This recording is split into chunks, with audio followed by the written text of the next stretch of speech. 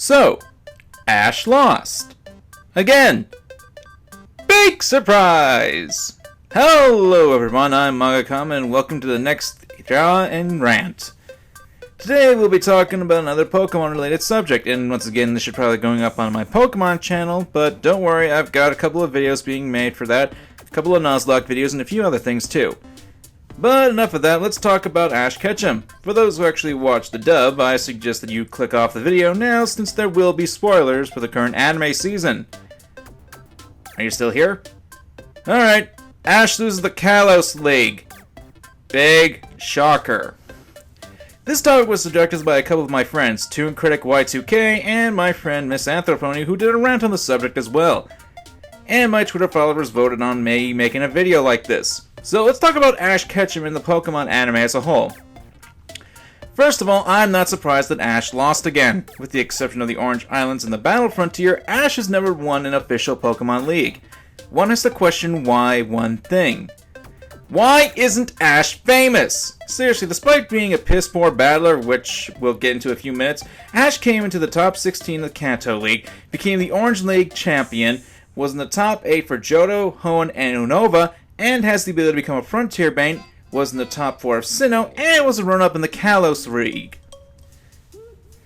Discounting that, he's been in a number of highly public and televised events which would make him famous on their own. But that's not the point. What Ash's loss really has proven to me that Ash doesn't matter. The Pokemon Company doesn't care about the anime, at least the mainstream anime. Granted, I opted out of the anime after the Johto anime, came back every once in a while when I was bored, and stopped watching entirely in the black and white generation anime. Why? Because Ash isn't a good character, and the Pokemon Company doesn't care about the anime's main role with him.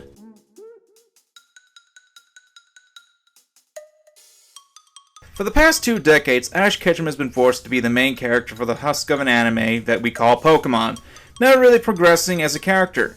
You could say he's actually improved as a trainer since he actually has raised his ranking in the leagues, but that's pretty much it. Season after season, Ash is forced to relearn the same lessons again and again and again, every time leaving his previous team with Professor Oak, sans Pikachu, restarting not only every lesson he ever learned in the previous season, but also apparently resetting Pikachu's level. Pikachu losing to a recently received Snivy. Enough said. Now, if you like the anime, more power to you. I'm not here to berate you for that for liking the show. And there are things I can say about the show that are positive. For example, the battling animations are really well done, have good choreography, and honestly can hold my attention throughout the fight. But all the flash and aesthetics are not what make a good show. It's the story what matters, at least in my opinion. As I said before, Ash has learned many lessons again and again, and has gone through events that he's already gone through. For example, Season 1, he had to release his Butterfree, his Pidgeot, and even at one point contemplated letting Pikachu go with its kind. All those had emotional impact and had direct effect on the emotional bonds that Ash had with his Pokemon. Nowadays, whoops, he keeps letting his Pokemon go practically every season now! Same thing with the friends he makes. With the exception of Brock and a few nods to Misty, every time we get a reset of the main cast save for Ash. I often hear the reason why Ash keeps being used is for the younger audience, that he's marketable and well known. To that I will admit that yes, Ash is the face of Pokemon. One would argue that Pikachu is more or less the face of Pokemon Company, and you can't really have one without the other in the anime. To that I say, bull. Just pure bull.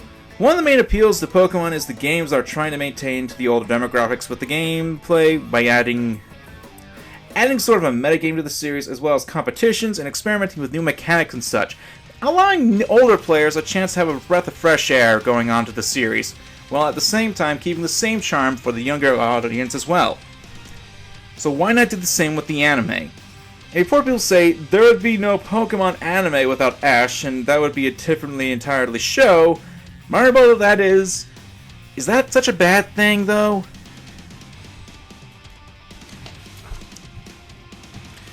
We live in a time where shows get new series with different casts and different main characters, not only to appeal to a new demographic, but also to get the older fans into something new to sink their teeth into.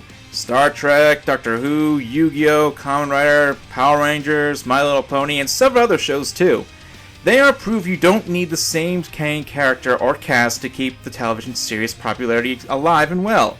Heck, we can look towards video games for evidence of that. Persona, Final Fantasy, and heck, even Pokemon itself. So why not do the same for the Pokemon anime?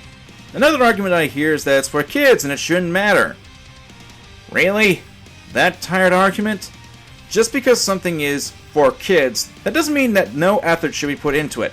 This is reflected for effort by making the animation more crisp and nice, but by that same token, the same level of effort should be put into the writing and not rely on the same used stories that they tell every season. Ash losing to Alon is the sign of issues with the Pokemon anime. Ash's development is stunted. He's going around and again and again and again and again. Now look, like I said, I fell out of the anime for a while, so take my opinion with a grain of salt. I know for a fact that what I say here won't make a difference. The anime won't change. We'll probably get Ash traveling through the Alolan region, have Pikachu get its tail handed to it by a Litten, and probably go through the same development that we've seen time and time again.